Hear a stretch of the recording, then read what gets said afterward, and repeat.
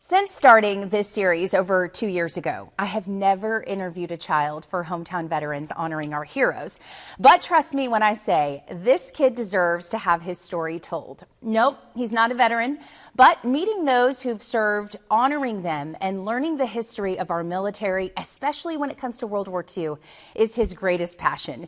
Joining me now is Ethan Bucklew and his dad, who is an Air Force veteran, Stephen. Fellas, welcome to 7 at 4. Thank you. Yes, Thank you. So good to have you guys here. Ethan, I want to start with you for this interview. Your grandfather is the one that emailed me and told me that you are a World War II buff. And once I got to know you, I realized that that was an understatement. Can you just tell us why you are so fascinated? You're only 9 years old. Why so fascinated with all things World War II?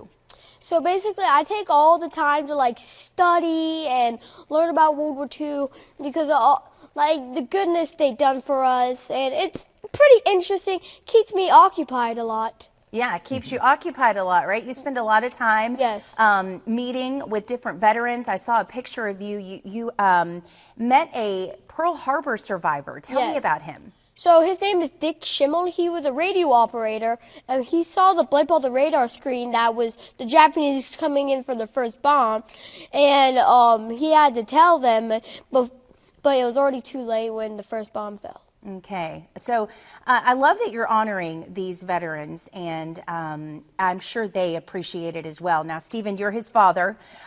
His dad knows him better than anyone, right? His parents. So can you tell us how this fascination all began?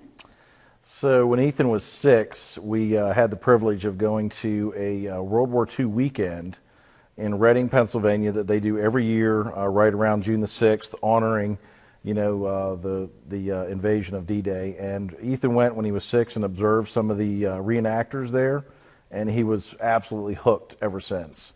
It's kind of gripped every walk of his life, so to speak, once he witnessed that, and that's where it began. Yes, and we could see that with his full uniform that you wore today, Ethan. And also, I'm going to give you a chance to tell us, because you brought some things with you today. School us on what all this is. You can stand up and kind of give us a lesson here. What'd you bring with you today? So first, everyone might be wondering, back in World War II, they did not use gas masks, but during D-Day, when they're landing on the beach in Normandy, they thought that the Germans were going to disobey the Geneva Convention and use gas chemical weapons. So the Allied soldiers brought cases and put gas masks in them, but when they landed on the beach, they didn't see any chemical anything, they just seriously took them off and just left them on the beach. Wow. Or some of them just took them for souvenirs. Okay, now where did you get this? So, how did you get a hold of it? Seriously, my pop and me, we tried to gather a lot of artifacts. So once he gave this to me, I'm like, whoa! But they didn't use gas masks. Yeah. He told me the story, and I Still had pretty cool, right? Yeah. Now you brought some other things. For time's sake, let's see what else you got. So I have a wired radio.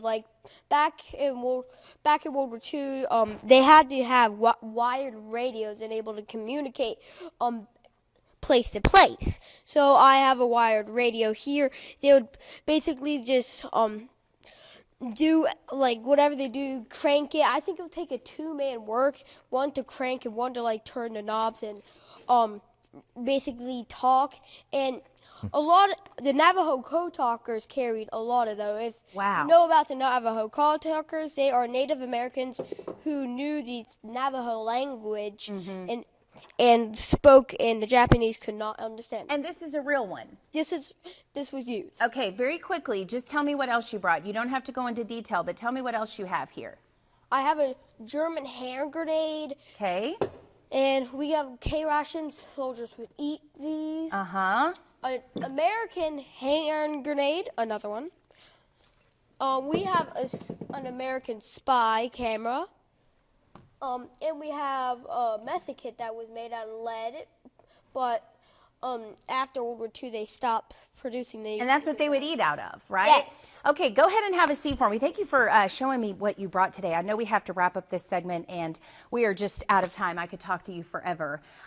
Ethan, tell me real quick, for people who maybe didn't pay attention in history class or just don't know a lot about World War II, tell me why it's so important. Why should we be schooled on this thing? So people were just forgetting for all the soldiers who died, and able to gain our freedom. Like, they seriously died, and like we wouldn't have all this. We'd be in custody and like working for people that we don't even know, and we would speak in different languages, and we wouldn't have all this.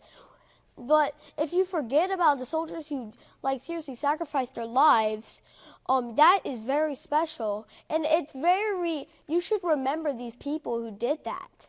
Yeah, and we appreciate what you're doing for them, Ethan. Stephen, thank you for your service. You're an Air Force veteran.